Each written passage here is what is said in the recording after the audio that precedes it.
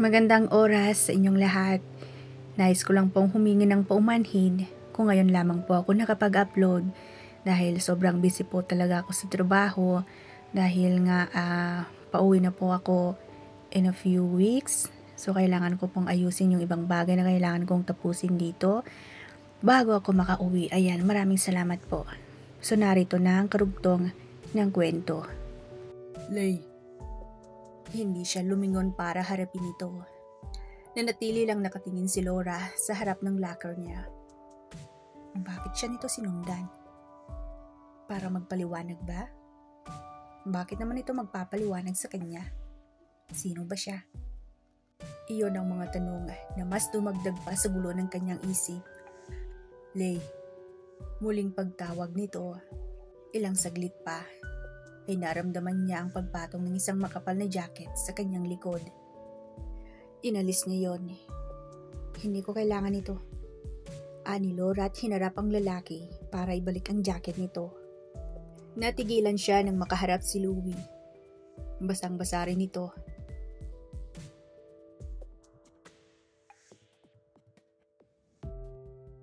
Hindi pala siya nito sinundan. Nakaramdam ng kaunting pagkadismaya si Laura na hindi naman dapat niya maramdaman. are you okay? I saw you running under the rain. You need to take a shower as soon as you can so you won't catch a cold or get sick. Ani Louie at muling sinuot sa kanyang jacket. Pinilit niyang ngumiti. Salamat, uuwi na rin naman ako. Ani Laura. Pinakatitigan siya nito kaya nag-iwas siya ng tingin.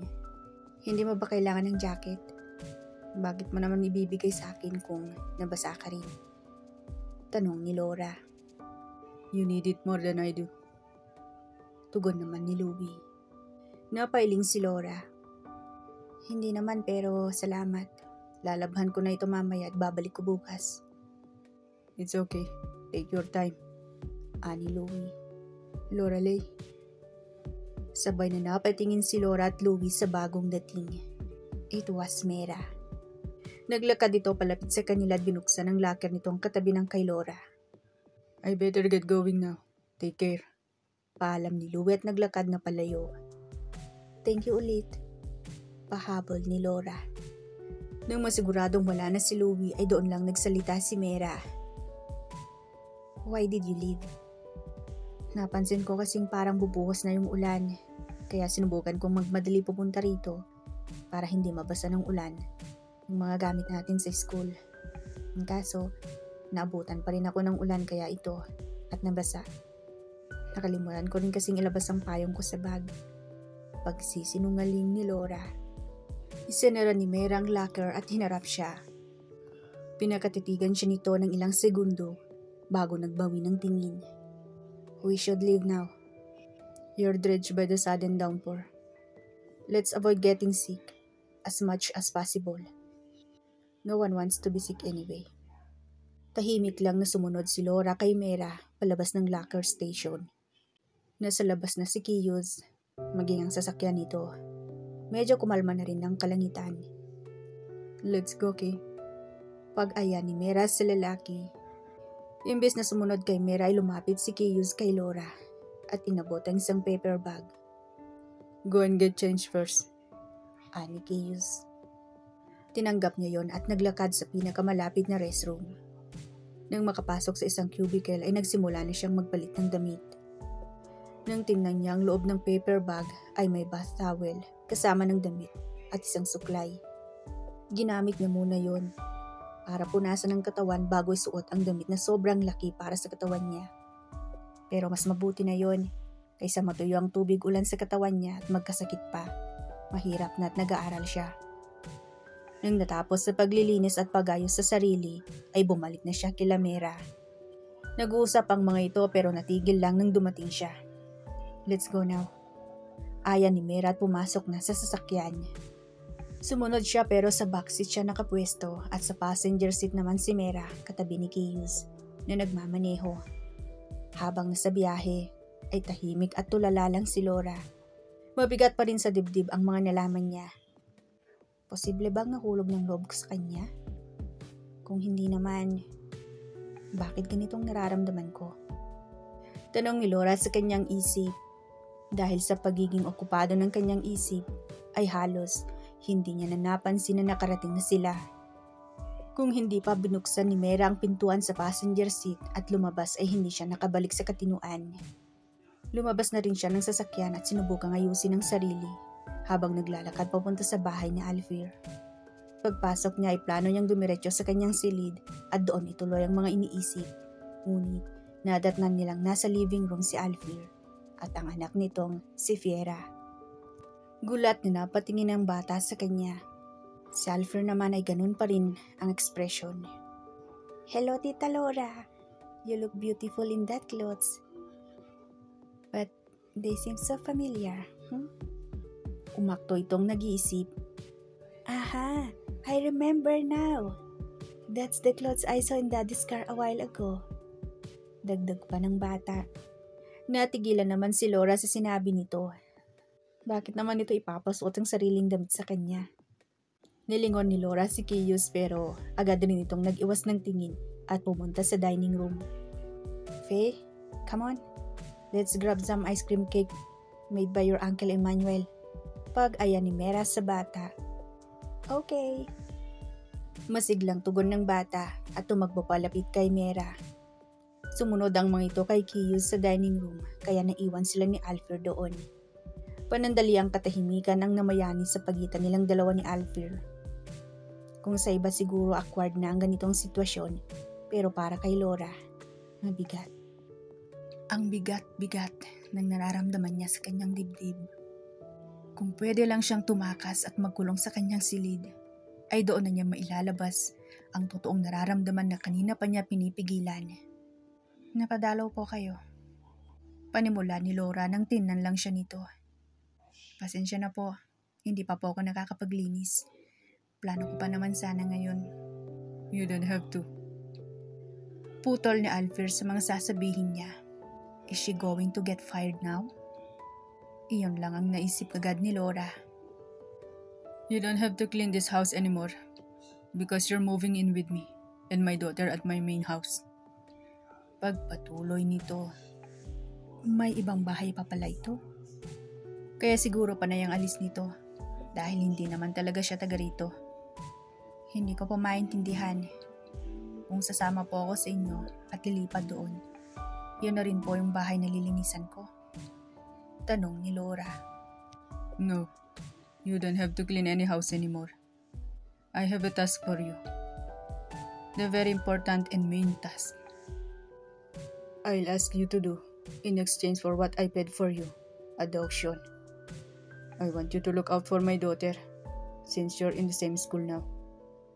I know you can be with her all the time due to the fact that both of you are not at the same level and have classes as well. However, you are the closest person I could trust." Paliwanag nito. So, para akong magiging nani na medyo guard ni Vera.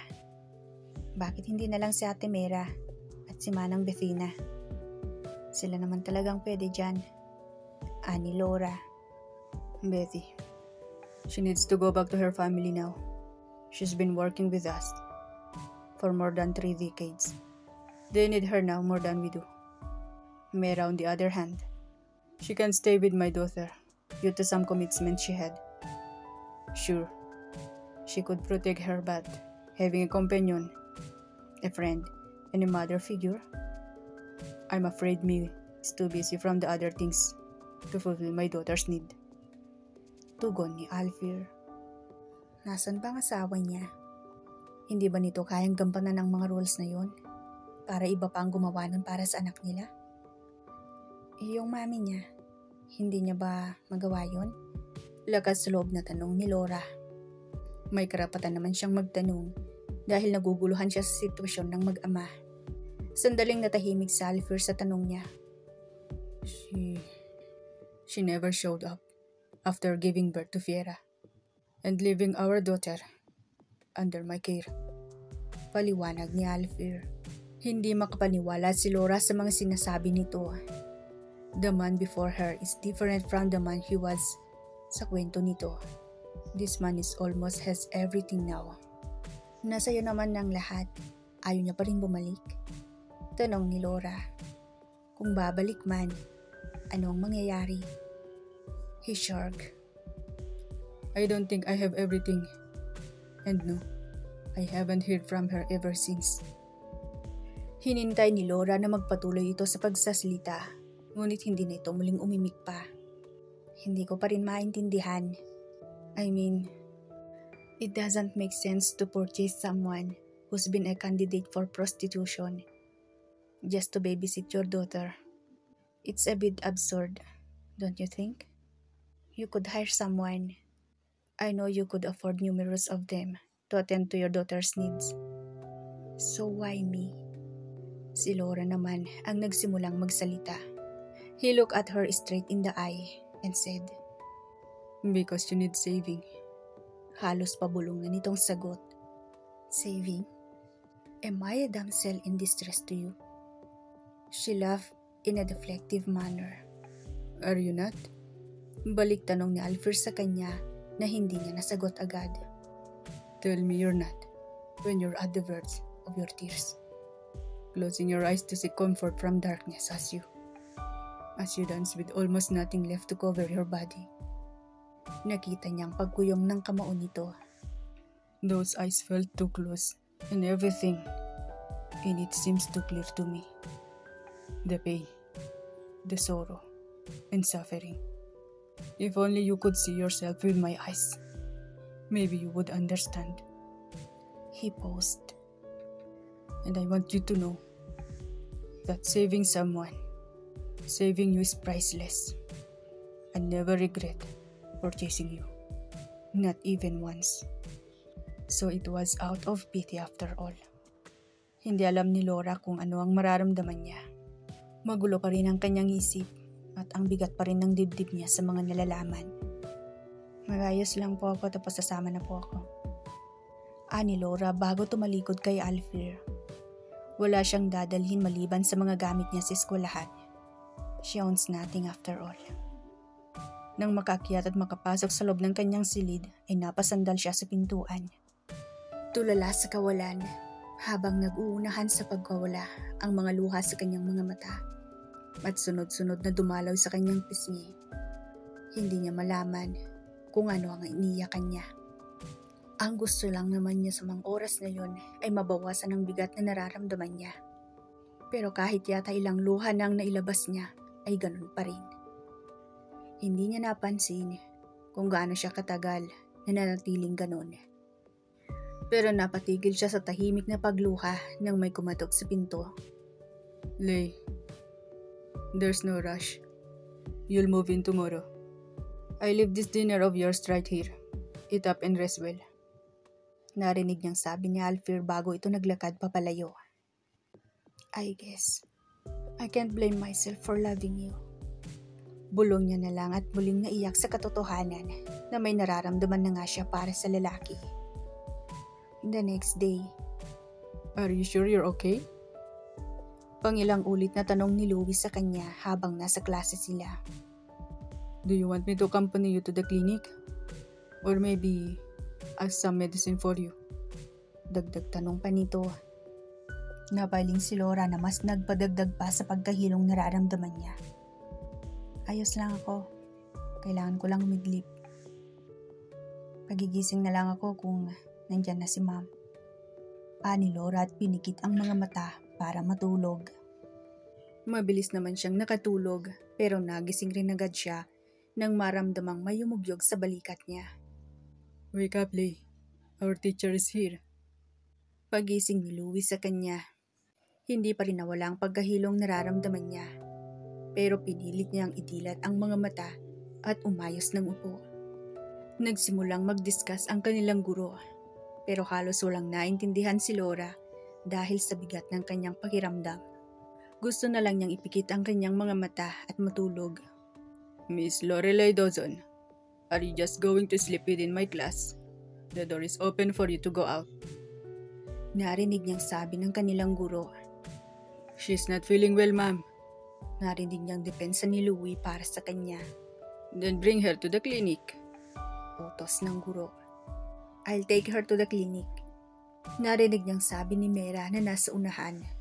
No, let Mr. Dwagon do that. Sit down. Narinig niyang tugon ng guro. Come on, Lee. I'll help you. Inalalayan siyang makatayo ni Louie. Maybe I should carry you instead. Your gait is impaired, and it might take some time if you'll go by foot. Ani Louie bago siya binuhat in bridal style. Kaya nagtilian ng iba nilang mga kaklase na panay ship sa kanila. Pero hindi na pinansin niyon ni Laura at ipinakit na lang ang mga mata dahil parang mas nadagdagan pa yata ang pagkahilo niya sa ginawa ni Louie. You're not as heavy as I thought. Narinig niyang sabi ni Louie habang naglalakad dito palabas ng classroom. Napapikit siya lalo nang makalabas sila dahil sa liwanag sa labas. Isa pa, agaw atensyon din sila sa sitwasyon niya. Hindi rin naman nagtagal ay nakarating sila sa klinik. Anong nangyari sa kanya? Tanong ng nurse. Pagpasok pa lang nila sa klinik. Nalabsik ako, nurse. Pabiro niyang naisip. Kung hindi lang siya naghihilo at nasusuka, baka nagawa niyang matawa sa naisip. Inihiga siya ni Louie sa isang clinical bed at kinumutan dahil kanina pa rin talaga siya nilalamig. Nagpalitan ng salita ang nurse at si Louie. May mga tanong rin naman ito sa kanya. Kung hindi alam ni Louie ang sasagot. After taking her vital signs, pinalis ng nurse si Louie pero ayaw nitong umalis. Sige na Lou, okay na ako rito, salamat. Bumalik ka na sa klase, magiging maayos lang ako rito. She assured him. Walang nagawa si Louie pagkatapos sabihin iyon ni Laura. Umalis na ito para bumalik sa klase. Napapikit naman si Laura para makaidlip. Narinig niya pa ang pagsasalita nito pero hindi na siya nakasagot pa nang tuluyan na siyang makatulog. Paggising ni Laura ay iba na ang namulatan niya. Alam niyang wala na siya sa klinik dahil nasa loob na siya ng isang malawak at marangyang silid. Bumangon siya sa queen size bed at akmang bababa na sana. Para lumabas ng silid nang may kumatok at bungkas ang pinto. Bumungad si Alfir na may dalang tray papasok sa loob. Nakita siya nitong gising na. What a relief. You're awake. Ani Alfir at inilapag sa bedside table ang tray na dala. How do you feel? Still dizzy? Tanong nito. I feel much better now. Tugon ni Laura. Nasaan pala ako? Paano ka napunta rito? Tanong niya. Mera na I took you out of the clinic when the nurse said that it's about to close. And so we brought you here at my main house. Tugon naman ni Alfir. Anong oras na? She asked. It's 11:56. Almost midnight. So you should get back to sleep now if you're not hungry. But if you are, I reheated a bowl of macaroni soup for you. Ani Alfir at muling inwestra ang tray na nakapatong sa bedside table. Thank you. Ani Laura nang tumalikod na ito. Muli itong lumingon. Get well, eh? He said before he made his way out and closed the door behind him. How can I stop my feelings now? It's getting too dangerous. Magagawa nga bang pigilan ni Laura ang pag-usbong ng damdamin para kay Alfir? Abangan ang karugtong.